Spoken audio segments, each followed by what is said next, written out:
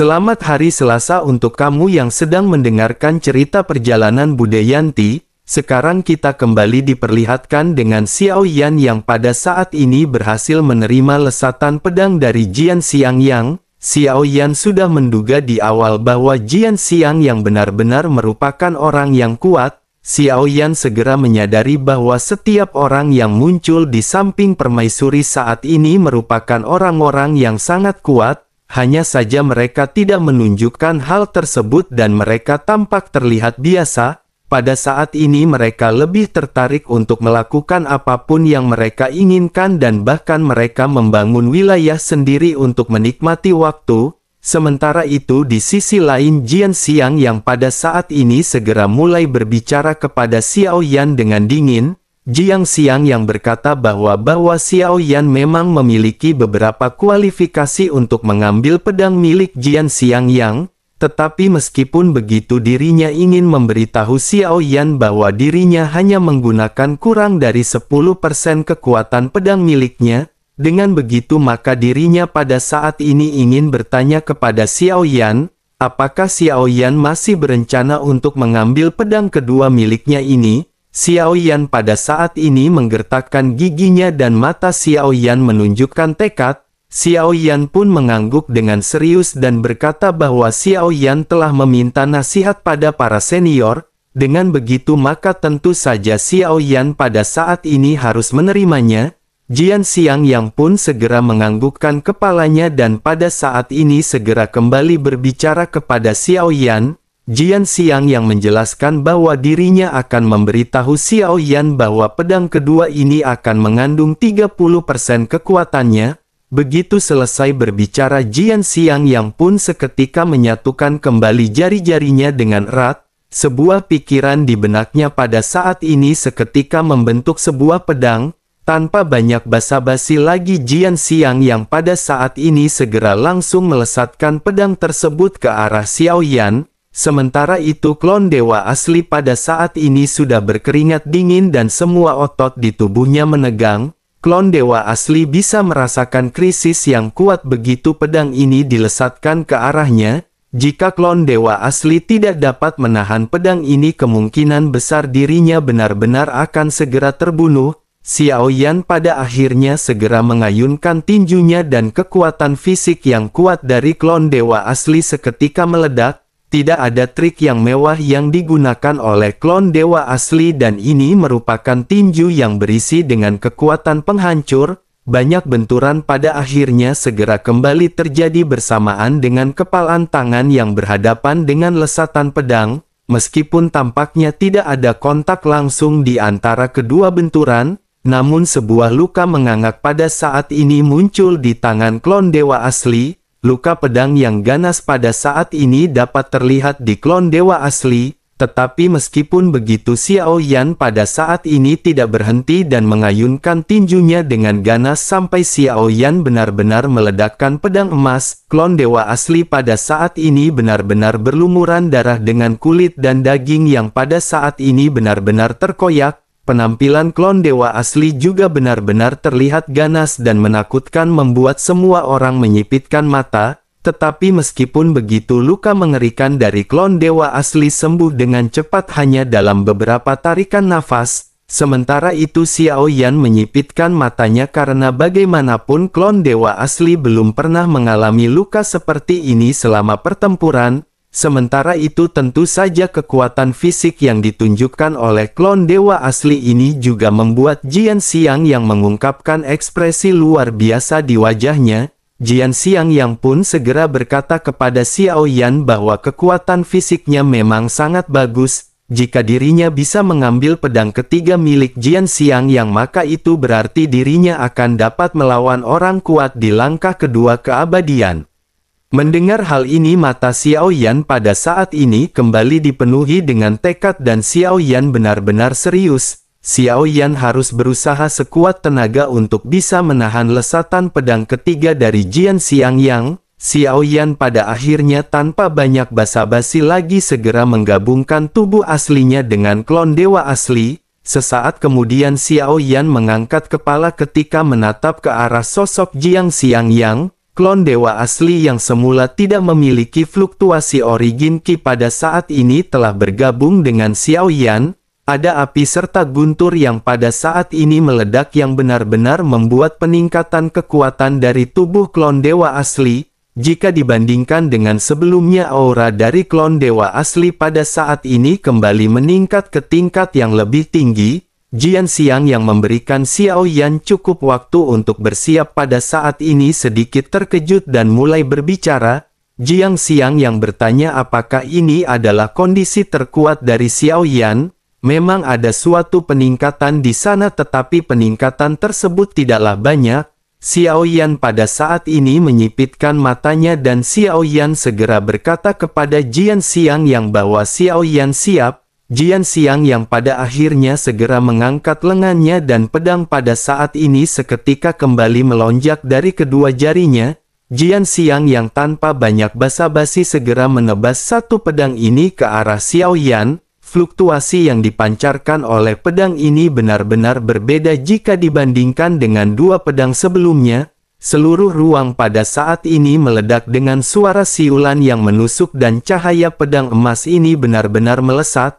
Sementara itu Xiao Yan pada saat ini segera mengeluarkan pedang berat misterius dengan sumber origin Qi yang menjadi api dan guntur yang dituangkan ke dalam pedang dengan gila-gilaan. Xiao Yan mengeluarkan teknik pedang berat misterius pelahap guntur dan api. Xiao Yan juga pada saat ini menyadari bahwa jika hanya teknik ini saja Xiao Yan tidak akan bisa berhadapan dengan lesatan pedang. Xiao Yan pada akhirnya segera mengeluarkan teknik 7 langkah mengejutkan. Tanpa banyak berpikir panjang, Xiao Yan pada saat ini segera mengeluarkan teknik tersebut hingga ke langkah kelima. Pada akhirnya serangan Xiao Yan yang beruntun ini bergemuruh ketika melesat dan berhantaman dengan pedang emas dari Jian Xiang yang. Namun begitu kontak terjadi serangan pertama, Xiao Yan pada saat ini tampak terlihat rapuh di bawah cahaya pedang emas. Serangan ini benar-benar hancur dalam sekejap mata. Sementara lesatan pedang terus bergegas, Xiao Yan pada saat ini menyipitkan matanya dan Xiao Yan berharap serangan selanjutnya akan bisa menahan lesatan pedang. Langkah pertama pada saat ini berhadapan dengan pedang sebelum akhirnya runtuh. Langkah selanjutnya pada saat ini runtuh satu persatu hingga pada akhirnya di langkah keempat, lesatan pedang pada akhirnya seolah-olah tampak teratasi dengan pergerakannya yang terlihat stagnan. Seluruh ruang pada saat ini berguncang, tetapi setelah beberapa saat terdengar suara klik dari langkah keempat. Serangan dari langkah keempat pada akhirnya segera runtuh dengan keras membuat mata Xiao Yan bergetar. Xiao Yan pada saat ini menggertakkan gigi dan hanya bisa berharap pada serangan langkah kelima. Suara benturan pada akhirnya kembali bergema. Cahaya pedang emas menghantam jejak kaki yang kokoh di langkah kelima milik Xiao Yan. Seluruh jejak tiba-tiba berhenti dan cahaya keemasan yang tajam sepertinya benar-benar bisa menerobos segalanya. Langkah kelima pada akhirnya mulai bergetar dan melihat hal ini, permaisuri pada saat ini matanya terlihat berbinar karena ini merupakan keterampilan bertarung milik yang mulia. Sementara itu di pusat benturan, Xiao Yan pada saat ini menatap ke arah langkah kelima yang benar-benar terlihat retak. Xiao Yan pada akhirnya kembali mengangkat kakinya dan lanjut melakukan langkah berikutnya. Xiao Yan memuntahkan seteguk besar darah dan energi serta darah Xiao Yan pada saat ini melonjak. Semua orang memandang kedua sosok yang pada saat ini sama-sama terjalin dalam serangan. Mereka pada saat ini bergumam bahwa bocah ini benar-benar terlihat ngotot. Sesungguhnya tidak perlu berkompetisi hingga ke tahap yang seperti ini. Hal yang sama juga berlaku untuk Jian Xiang yang karena dengan kekuatannya, seseorang di tingkat keabadian mungkin tidak akan bisa menahan lesatan pedangnya ini. Mereka tampaknya memiliki temperamen yang agak mirip dan tidak mau mengakui kekalahan. Yun Chan yang sudah terbangun juga pada saat ini menyaksikan benturan yang terjadi di antara Xiao Yan dan Jian Xiang yang. Yun Chan segera berkata kepada permaisuri, apakah Xiao Yan ini benar-benar peduli terhadap semua makhluk hidup? Permaisuri pada saat ini menggelengkan kepalanya dan menjawab bahwa Gu Zongsheng telah mati. Dirinya adalah reinkarnasi dari Gu Zongsheng dan sepertinya memang seperti itu. Yun Chan pada saat ini berkata sambil tersenyum dan menjelaskan bahwa temperamen kompetitif mereka memang benar-benar sama, tetapi meskipun begitu dirinya terlalu lemah di dalam kehidupan ini. Beberapa orang pada saat ini menganggukkan kepalanya mendengar apa yang baru saja dikatakan oleh Yun Chan.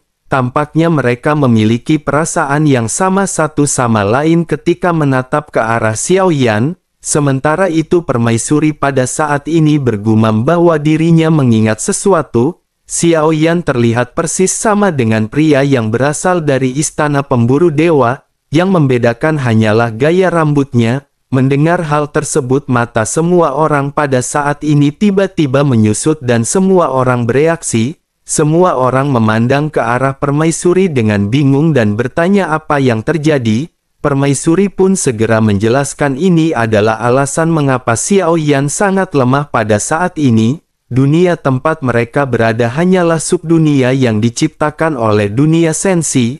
Dunia tempat mereka dapat dikatakan merupakan cabang yang berasal dari aliran waktu yang salah. Mereka memisahkan energi dunia yang seharusnya menjadi milik Xiao Yan. Jadi inilah tujuan perjalanan Xiao Yan kali ini. Xiao Yan harus mendapatkan kembali energi dunia untuk meningkatkan kekuatannya. Semua orang pada saat ini masih dipenuhi dengan keraguan mendengar apa yang dikatakan oleh permaisuri.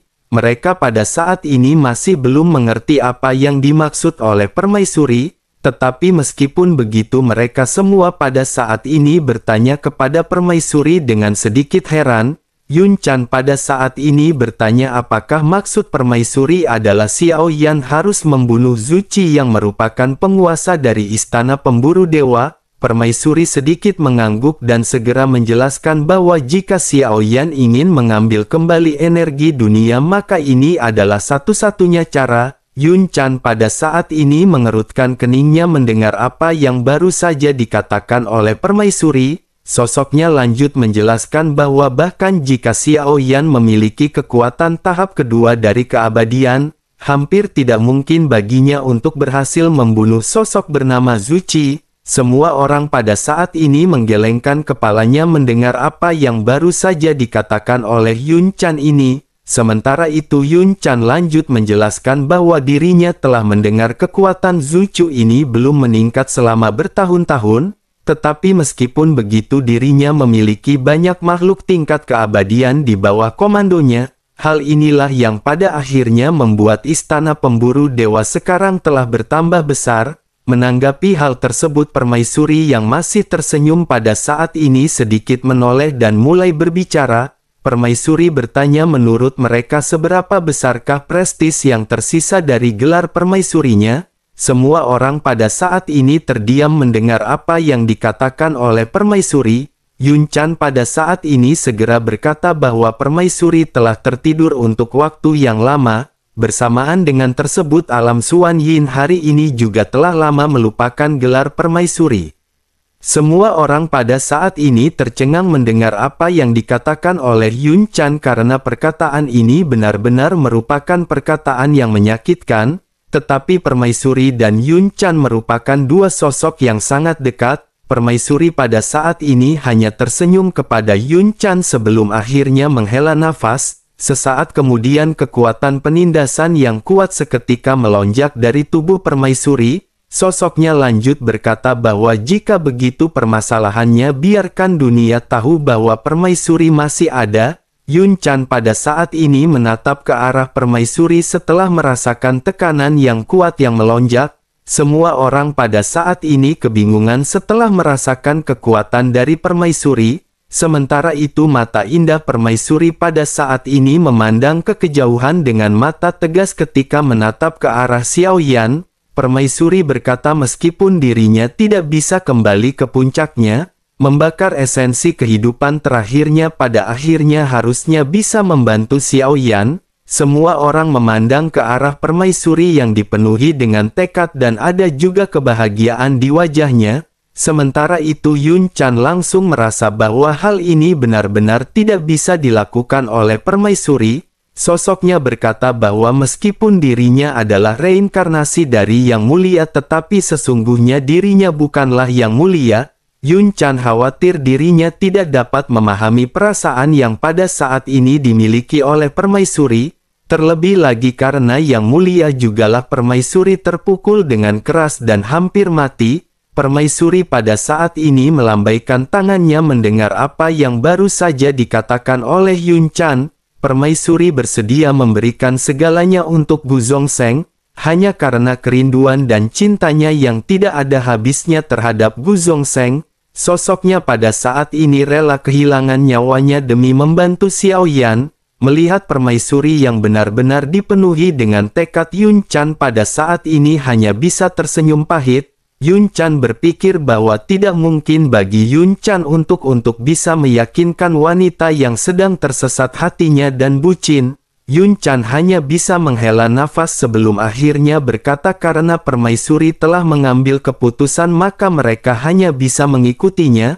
Semua orang pada saat ini hanya bisa mengangguk mendengar apa yang baru saja dikatakan oleh Yun Chan. Sementara itu di pusat benturan, Xiao Yan pada saat ini telah menghabiskan semua gerakannya, tetapi meskipun begitu Xiao Yan pada saat ini masih belum bisa menghentikan lesatan pedang dari Jian Xiangyang. Mata Xiao Yan pun tiba-tiba menyusut dan Xiao Yan menatap ke arah cahaya emas yang berjarak sekitar 10 meter. Xiao Yan pada saat ini benar-benar khawatir jika cahaya pedang ini jatuh ke tubuh fisik klon dewa asli. Sepertinya klon dewa asli benar-benar akan terbunuh dalam sekejap mata. Sosok-sosok yang melihat pemandangan ini juga pada saat ini merasa khawatir dengan keselamatan dari Xiao Yan. Yun Chan juga pada saat ini segera bertanya apakah permaisuri akan membiarkan hal ini terjadi. Jika mereka tidak mengambil tindakan sepertinya Xiao Yan benar-benar akan berakhir dalam kematian.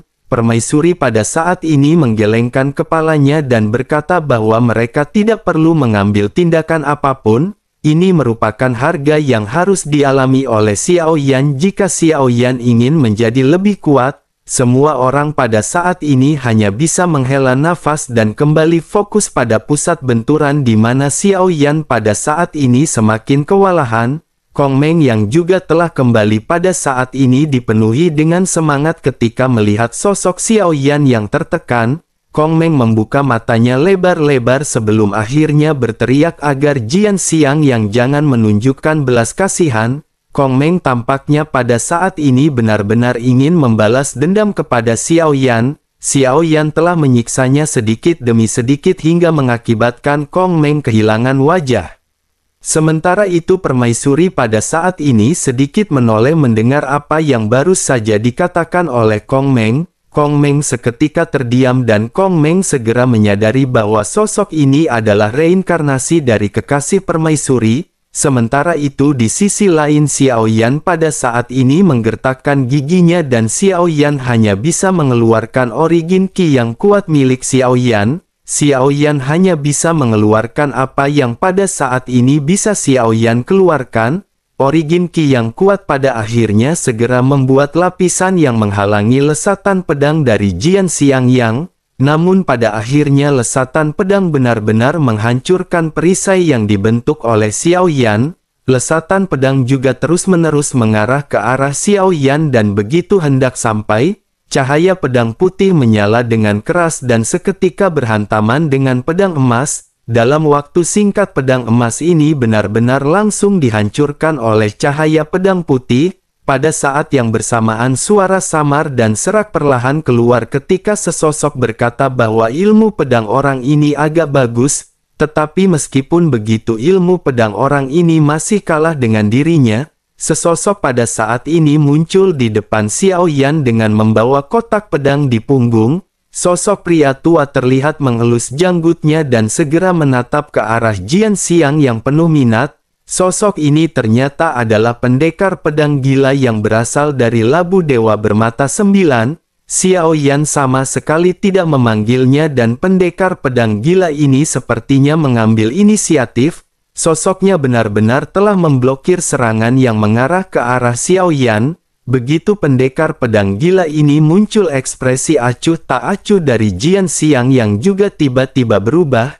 Begitu dirinya menatap pedang miliknya dihancurkan, pertempuran di antara keduanya tampaknya benar-benar telah dimulai. Sementara itu Xiao Yan pada saat ini mendesis dingin dengan ekspresi penasaran yang muncul di wajahnya. Pendekar pedang gila juga merupakan ahli ilmu pedang yang kuat. Xiao Yan pada saat ini ingin tahu siapakah yang lebih kuat di antara mereka berdua. Sementara itu pendekar pedang gila pada saat ini sedikit tersenyum ketika menatap ke arah Jian Xiang yang sosoknya berkata jika Jian Xiang yang bisa mengambil ketiga pedang miliknya, dirinya akan mengajari seni ilmu pedang kepada Jian Xiang yang. Xiao Yan pada saat ini mengerutkan kening karena Xiao Yan tidak mengerti apa yang dimaksud oleh pendekar pedang gila. Sementara itu ekspresi dari Jian Xiang yang pada saat ini tampak terlihat bersemangat. Jian Xiang yang pun menganggukkan tangannya sebelum akhirnya segera mulai berbicara. Sosoknya berkata bahwa senior benar-benar memiliki aura pedang yang begitu kuat. Jian Xiang yang telah mengembangkan dao pedang surgawi dan dirinya ingin meminta nasihat dari senior. Mendengar hal tersebut Xiao Yan pada saat ini hanya bisa tersenyum pahit. Xiao Yan merasa bahwa pertempuran seperti ini sepertinya bukan lagi milik semut seperti Xiao Yan. Pada saat sebelumnya Xiao Yan benar-benar merasakan krisis hidup dan mati yang melesat dari pedang emas yang dilesatkan oleh Jian Xiang yang. Jika saja pendekar pedang gila tidak muncul meskipun Xiao Yan tidak mati, Xiao Yan benar-benar akan langsung terluka parah. Sementara itu depan Xiao Yan pendekar pedang gila pada saat ini perlahan mengangkat lengannya. Matanya ditutupi oleh kain putih dan sosoknya pada saat ini menghadap ke arah permaisuri dan yang lainnya. Pedang panjang di tangannya segera diarahkan ke arah permaisuri dan yang lainnya dan sosoknya segera berbicara. Pendekar pedang gila segera dengan keras berkata bahwa ilmu pedangnya tidak layak dikatakan ilmu pedang surgawi. Jika dirinya bisa menghadapi ketiga pedangnya barulah dirinya bisa dikatakan memiliki ilmu pedang tingkat surgawi. Melihat apa yang pada saat ini dilakukan oleh pendekar pedang gila, Xiao Yan seketika berkata bahwa arah senior salah.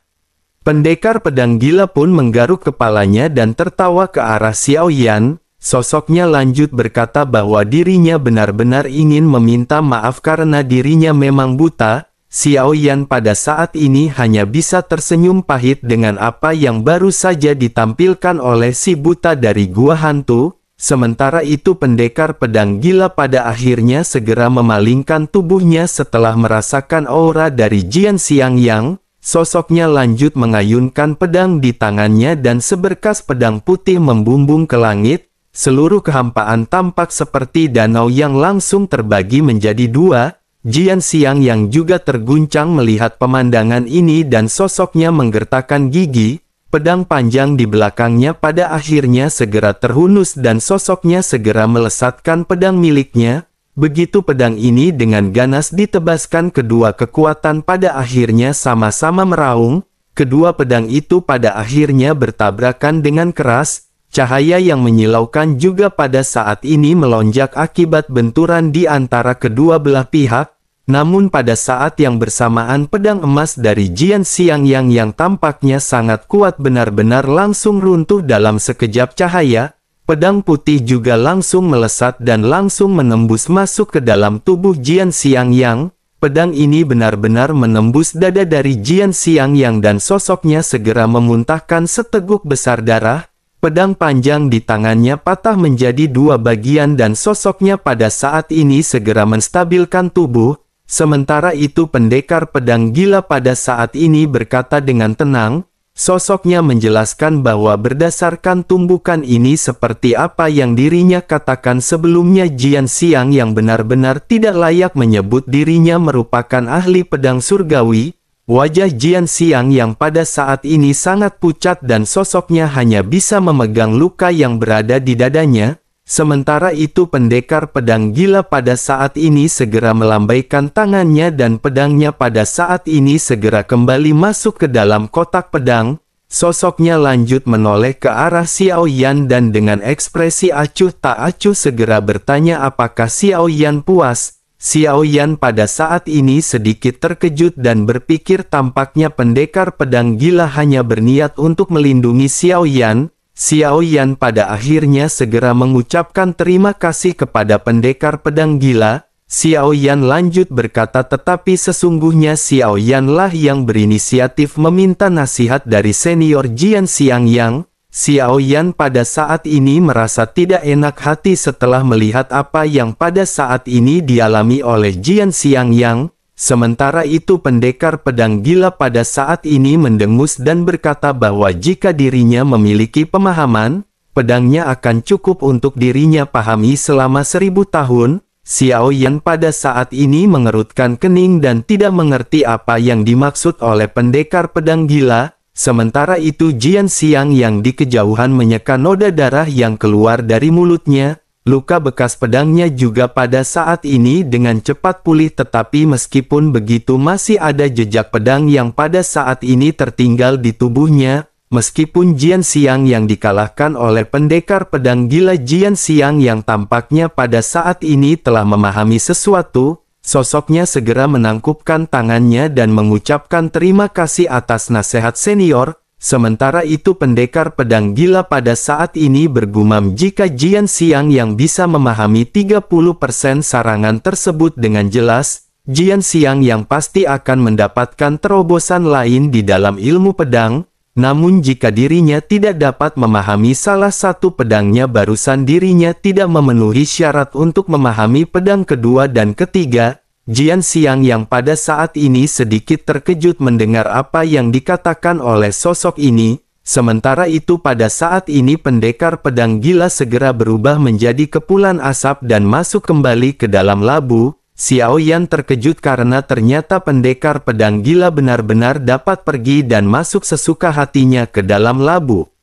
Terlebih lagi kekuatan yang dirinya tampilkan juga benar-benar membuat Xiao Yan tercengang. Xiao Yan sesungguhnya mengetahui bahwa pendekar pedang gila memang benar-benar kuat, tetapi apa yang baru saja ditampilkan olehnya benar-benar melebihi ekspektasi dari Xiao Yan. Xiao Yan hanya bisa menghela nafas sebelum akhirnya Xiao Yan segera perlahan mendatangi Jian Xiangyang. Xiao Yan menangkupkan tangannya dengan ekspresi penuh permintaan maaf. Xiao Yan berkata bahwa Xiao Yan pada saat ini benar-benar ingin minta maaf kepada senior. Xiao Yan sejujurnya tidak meminta orang tersebut untuk mengambil tindakan. Jian Xiang yang pada saat ini segera berkata perlahan kepada Xiao Yan bahwa dirinya telah mengalami stagnasi selama ribuan tahun, namun pada akhirnya pedang ini telah memberikan banyak manfaat bagi Jian Xiangyang. Dengan begitu maka pada saat ini justru Jian Xiangyang lah yang akan mengucapkan terima kasih kepada senior tersebut. Xiao Yan pada saat ini terkejut setelah melihat bahwa Jian Xiang yang menunjukkan bahwa Xiao Yan tidak perlu meminta maaf kepadanya. Justru lesatan dari pendekar pedang gila itu membantu Jian Xiangyang yang telah mengalami stagnasi. Baru pada saat inilah Xiao Yan menyadari tampaknya apa yang dilakukan oleh si buta dari gua hantu bertujuan untuk membantu Jian Xiangyang si bocah pengendali Tobrut.